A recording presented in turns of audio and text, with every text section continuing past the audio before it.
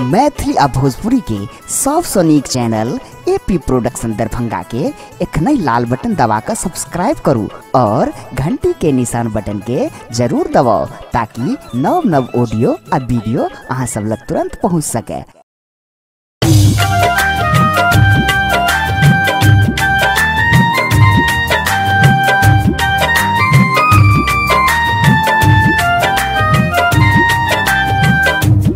अपने सब सुन रहल छी एपी प्रोडक्शन के प्रस्तुति।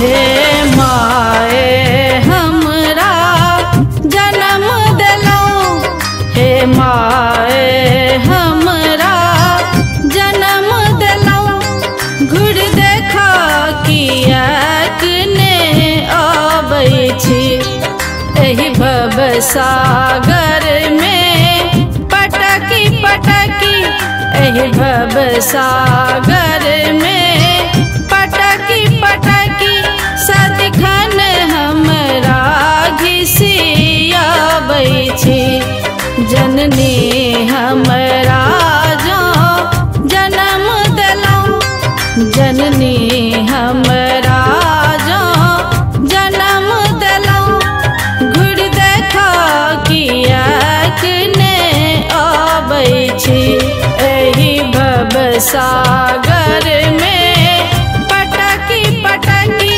सदिखन हमरा घिसियाबै छी।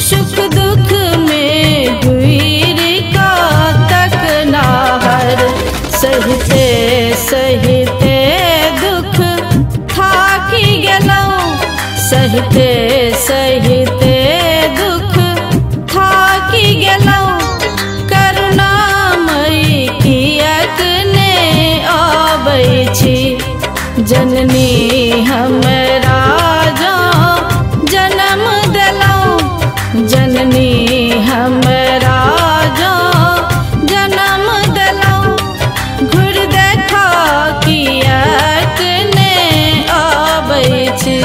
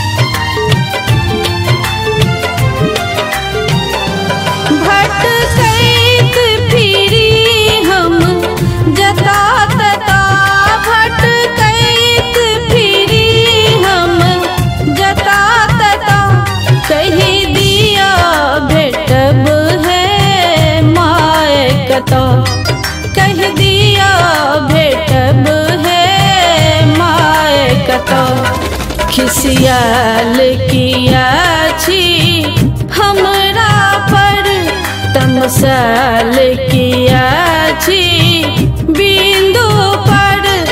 हम पुत्र अहिंक कहाबै छी, जननी हमरा जो जन्म देलौं।